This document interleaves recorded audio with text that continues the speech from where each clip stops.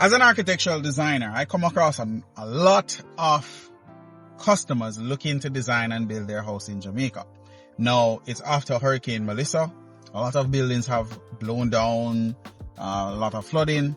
If I was going to build in Jamaica right now, this is what I would do, or these are a few things that I would do given the current situation. There's no need to complicate things. Let's stick to the basics. We both know what we want, let's just keep it. Alright guys, so within this video, I'm going to tell you what I would do if I'm building with resilience in mind, given the fact that Jamaica just went through a Category 5 hurricane and climate change is starting to be very visible. How do I build my house to make sure that it is hurricane proof, right? Or as hurricane proof as possible. I'm building right now, and I know that the last hurricane that hit Jamaica, Hurricane Melissa, was a Category 5 hurricane, and it left Jamaica devastated. Now, in 1988, Hurricane Gilbert decimated Jamaica as well, right? But Hurricane Melissa was even more, we had even more impact. Now, the building code had changed because of Hurricane Gilbert, where they said that roofs are supposed to have hurricane straps on all rafters, alright? On all rafters. Now, whether that has been done on site, we don't know, but we know that if you go to the parish council now with a set of drawings, they're going to tell you that you need to have hurricane straps on all rafters. You need to indicate that. Alright? So, building now, one thing that I would make sure is that we're not building in waterways. A lot of people don't do enough research before they're buying land. And they're just buying land because the realtor tell them, say, boy, this is a good buy. And, you know, it's a good area and schools, they're close by. But remember, the realtor is there to sell the property. Right? They're there to sell the property. A realtor will sell you a property in the middle of nowhere and tell you that it's a nice property. Right? So, you as the client need to make sure that you're doing your due diligence as it relates to the property. Do your preliminary site investigation. Know if this property is prone to flooding. When was the last flood within the area?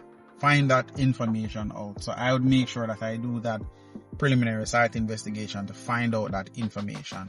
Alright? You don't want to be building in waterways. Now, what are waterways? Waterways are any area that water is channeled to whenever rain is falling. I'll give you an example. I went to a property a couple years ago. Somebody was purchasing it and it was on a hillside. But for that particular area that was being sold, you can see the road met at that position.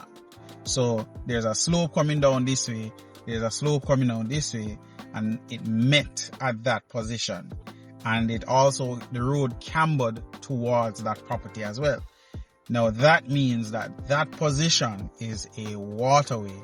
So whenever rain is falling, water is going to be channeled towards that property, right? I indicated to the potential buyer that this is not something that I would buy based on that factor, but I'm not telling her to buy or not to buy, right? I never tell people that they should buy or not to buy, but the idea of her purchasing a property that is a waterway, because all water is channeled towards that property, was of concern to me. I told them and I walk away, and of course she didn't purchase the property, which is good, right? So I would look out for that. Now, I would also look at what is the percolation rate of the property. Percolation rate being how much water is retained on that property. How fast does the water percolate down into the soil or is absorbed into the soil. So if you throw water upon the land, how long does it stay there before it is absorbed, right? So you want to find out that information. This is how you can do that. Before you buy the property, dig a hole, right? Dig a hole on the property and get a bottle of water, throw it in it, and then time how long it takes to be absorbed, right? You don't want water to be sitting on your land for a long period of time. Now, if water sits on the property for a long period of time, it simply means that the soil has a high clay content, right? That means that whenever rainfall, if water comes on your property, you're gonna have flooding because water is not percolating into the soil fast enough, right? So look out for this. You don't need nobody special. You can do it yourself. Dig a hole on the site, throw a bucket of water in it, and see if the percolation rate is quick enough. You don't want to throw a bucket of water in a hole, a small hole. You throw a bucket of water in there, you stand up for a good half an hour and the water still there. That's not a good percolation rate. That means that if rain starts falling for the next 3 hours or a day, all of that water is going to be sitting on your property. And sometimes these properties are swampland, so the person who is selling it to you not really tell you these things. Alright? So keep that in mind when if you're going to build for resilience. Building on a land that has a very low percolation rate is not good. Does the area have a history of flooding? The information is there now. We need to make a note of where has been flooded, right? Moving forward, but I would look at where was flooded within this hurricane so that if I'm going to build, I try to avoid building in these areas. Alright?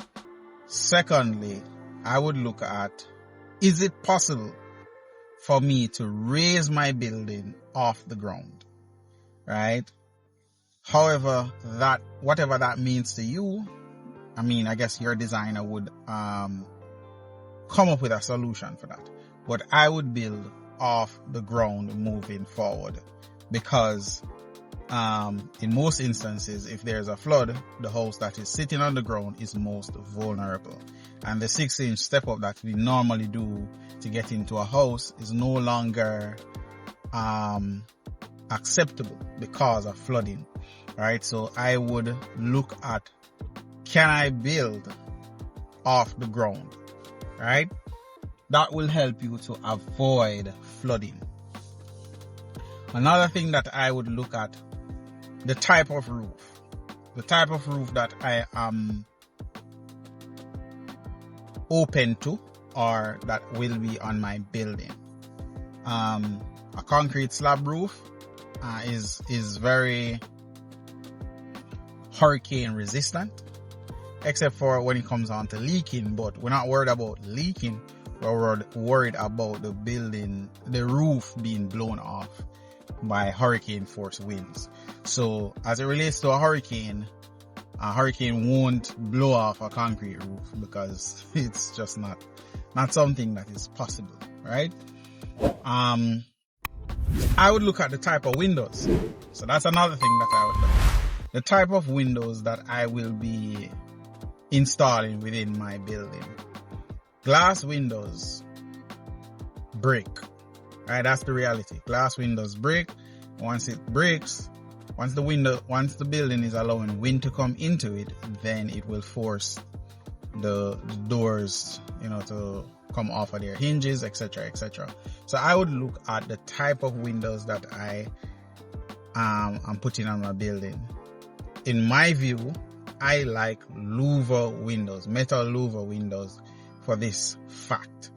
Or if I have to use French windows or glass windows, I would put Frenching on it.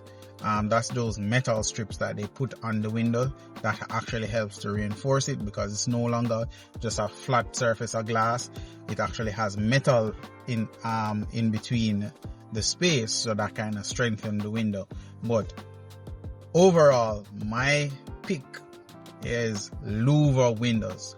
They're the best windows to have within a hurricane, right? Unless it is a barn window, which you know that ain't nobody gonna put that on their building right now. But I would also look at hurricane shutters for my windows. Now, instead of hurricane shutters, which kind of looks ugly on the building, I would look at putting Bahamian shutters.